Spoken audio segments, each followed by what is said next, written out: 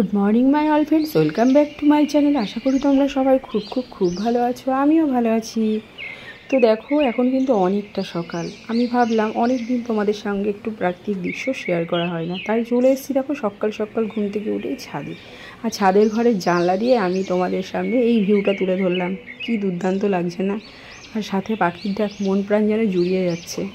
তো যাই হোক, এখানে কিন্তু আমি অনেকক্ষণ বসেছিলাম গো, তারপরে নিচে এসে কাজকর্ম সব কমপ্লিট করে দিতে চলো নিচে যাওয়া যাক। অনেকক্ষণ পর তোমাদের সামনে আসলাম। এই দেখো দুপুরের লাঞ্চটা শেয়ার করতে। ওখানে দেখলে ভাত, গরম ভাত, এখানে আছে কলাইয়ের ডাল, আর করেছিলাম সাদা আলু পোস্ত। আর সকালবেলা আমরা ভাত খেয়েছিলাম না, একটু আলু আর পটল ভাজা দিয়ে, তো একটুখানি ভাজা রয়েছে। তো এখানে আমার আর মেয়ের ভাত বেড়ে নিয়েছি, আমরা ভাজা নিয়ে নিই, ডাল ভাত পোস্ত দিয়ে চালিয়ে দিয়েছি। আর এখানে দেখো এখন হয়ে গেছে বিকেল, তাই আমি চা বসিয়ে দিয়েছি। তো এখানে করে নিয়েছি দুজনের জন্য 2 কাপ চা।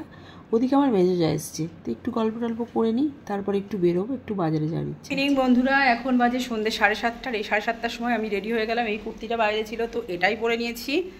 এদিকে মিষ্টিও রেডি হয়ে গেছে, একটু বেরোবো। কোথায় যাবো না যাবো কিচ্ছু জানি না। ওর বাবাকে ফোন করলো, বাবা একটু কোথাও ঘুরতে নিয়ে চলো। বললো কোথায় যাবি? তো সেই কারণের জন্য আমি রেডি হয়ে গেছি। কোথায় যাবো জানি না, কোথায় যাবো, রঙ্গমাস থেকে হয়তো একটু ঘুরিয়ে নিয়ে চলে আসবে। তো রেডি যখন হয়ে গেছি, এখনও সে এসে পৌঁছায়নি, আসলেই হর্ন দেবে টি করে, তারপরে আমরা বেরিয়ে যাব। চুলটাকে একদম টেনে খিচে বেঁধে নিয়েছি, মনে হচ্ছে যেন মাথার মধ্যে 1 কিলো তেল দিয়ে দিয়েছি, কিন্তু 1 কিলো না, 1 ফোঁটাও তেল দেওয়া নেই। 1 কিলো তো অনেক দূরের কথা। মাথাটা মানে চুলটা এত তেল টেনে, কালকে একটু মাথায় শ্যাম্পু করবো। আর এই যে আমার কন্যা এখানে বইসা আছে, মুড অফ। ঘুম থেকে উঠে থেকেই মুড অফ। বাবারও দেখলাম ঘুম থেকে উঠেই মুড অফ, মেয়েরও দেখছি ঘুম থেকে উঠেই মুড অফ, আর আমার মুড কী জানি, আমার মুড কীরকম, চলো পরে আসছি। এদিকে ওর বাবা চলে এসছে আর আমরাও বেরিয়ে গেছি। তো এখন যাব একটু রঙ্গমঞ্চে, কোথাও যাব না, কোনো প্ল্যান প্রোগ্রাম ছাড়াই বেরোচ্ছি। যাই হোক, চলো রঙ্গমঞ্চের দিকে যাওয়া যাক। মেয়ের বায়না হয়েছে আইসক্রিম খাবে, তাই আবার চলে আসলাম এই দাদার দোকানে। এখান থেকে নিয়ে নিই আইসক্রিম, কিন্তু আমুলের আইসক্রিমটা আজকে আর পাইনি। তো যাই হোক, ম্যাঙ্গো ফ্লেভারের যেটা পেয়েছিলাম, খারাপ না আইসক্রিমটা, আমি ভয়েসটা যেহেতু পরে দিচ্ছি তাই বললাম। আর এখান থেকে নিয়ে নিলাম মেয়ের জন্য ফুচকা, শুধু মেয়ের জন্য না, ফুচকা আমরা 3 জনই খাবো। যাই হোক, তো ফুচকা নেওয়া হয়ে গেছে, আইসক্রিম নেওয়া হয়ে গেছে, চলে এসেছি বাড়িতে। আর এই দেখো তোমাদের সামনে সব কিছু একবার দেখিয়ে দিলাম। সব কিছু বলতে কি, আইসক্রিম ফুচকা আর তো কিছু নয়। যাই হোক, চলো আইসক্রিমটা ফ্রিজে ঢুকিয়ে রাখি, আর ফুচকাটা এখন খাবো। তো বর বেরোবে, হুটোপাটা করছে। এর থেকে যে প্যাকেট ফুচকাগুলো কিনে আনলে ভালো হয় না? প্যাকেট ফুচকাগুলো কিনে আনলে খেয়ে শান্তি। এখন পাওয়া যায় না তো, এখন আগে মনে আছে পাওয়া যেত।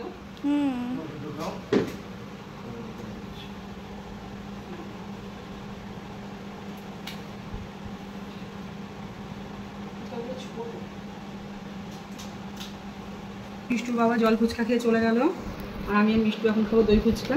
তার জন্য এই যে সব কিছু দিয়ে দিচ্ছি।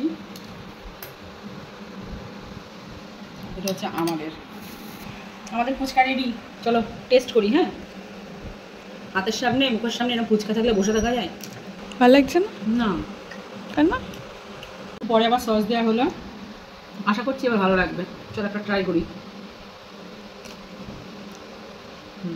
আমার ভালো লাগবে। তো বন্ধুরা, চলে আসলাম রান্নাঘরে।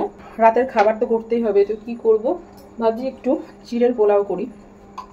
ভাত আছে, মেয়ে ভাত খাবে। তো আরেকজনকে ফোন করলাম যে রুটি ছাড়া অন্য কিছু করলে হবে? বললো হ্যাঁ করো তাহলে।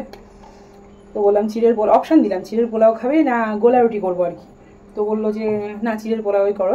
ঘি দিয়ে দিয়েছি, আর এখানে এই যে ড্রাই ফ্রুটসগুলো ভিজিয়ে নিয়েছি। আর এখানে দেখো চিড়েটাকে আমি জাস্ট ধুয়ে এখানে রেডি করে রেখেছি। ঠিক আছে, 2 বার ধুয়েছি, পরিষ্কার করে ধুয়ে নিয়েছি, ঝরঝর করছে চিড়েগুলো। তো কড়াই দিয়ে দিয়েছি আমি ঘি, একটু আদা দেবো, হ্যাঁ সামান্য। চিড়েগুলো দিয়ে দিচ্ছি, সামান্য একটু লবণ, যেহেতু এটা পোলাও সেহেতু সামান্য একটু হলুদ।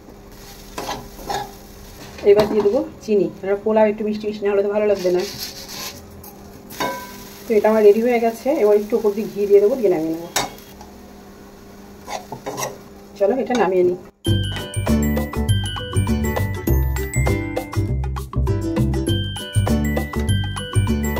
আমার চিড়ের পোলাওটা একদম রেডি, দেখো তো কেমন হয়েছে। আমার তো বেশ ভালো লাগছে, এবার খেয়ে বলা যাবে ঠিক কেমন লাগছে। রাতে ডিনারটা তো রেডি করলাম, তো হটপটে ভরেই রাখলাম, আবার একটু পরে খাবো, এখন কাজ আছে। চাল এনেছে, চালটা ঢালতে হবে, চালটা ঢালা হয়নি, তাই দেখলাম তাহলে চালটা ঢেলে নিই। মেয়েকে জিজ্ঞেস করলাম খাবি, বললো না এখন খাবো না, পরে খাবো। তাহলে চালটা ঢেলে নিই, তারপরে ডিনার করবো। তো চলো চালটা ঢেলে নিই। বসে পড়লাম এখানে, ঝাপসা আসছে কেন কি জানি। সবটা তো ধরবে না একটা ড্রামে, 2টো ড্রামে রাখতে হবে। তো এই যে আমার চাল ভরা রেডি, এটা অর্ধেক হয়েছে আর এটা পুরোটা হয়েছে। চলো এবার এটা ঢুকিয়ে দেবো। ঢেলে নিলাম। এখন দেখছি কতগুলো বাসন আছে, তাহলে বাসনগুলো মেজেই নিই, নিয়ে তারপরে খেয়ে দিয়ে এবারে গাটা ধুয়ে শুয়ে পড়তে পারবো চেঞ্জ করে।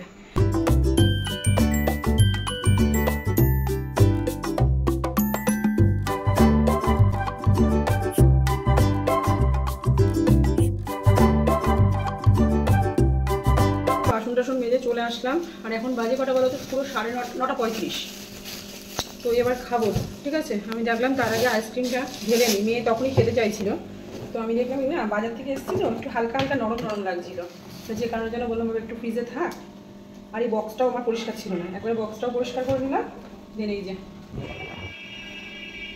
এর আগের দিনেরগুলো ছিল আমুল, আজকেরটা ম্যাঙ্গো। কি কোম্পানি? ভ্যানিলা না তো, এটা আমুলের। এটা আমুলের না, মেট্রো। এই দেখ মেট্রো। খেতে কেমন লাগবে আমার মা জননী বলবে।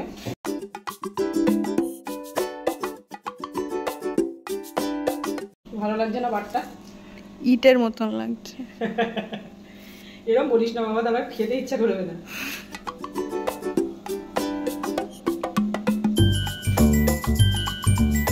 দেখো ইট যতটা এটেছে ততটা ঢুকিয়েছি, আর এই যে এটুকুনি বাইরে রইলো, এটা এবার ফ্রিজে চলে যাবে। বাবা রেখায়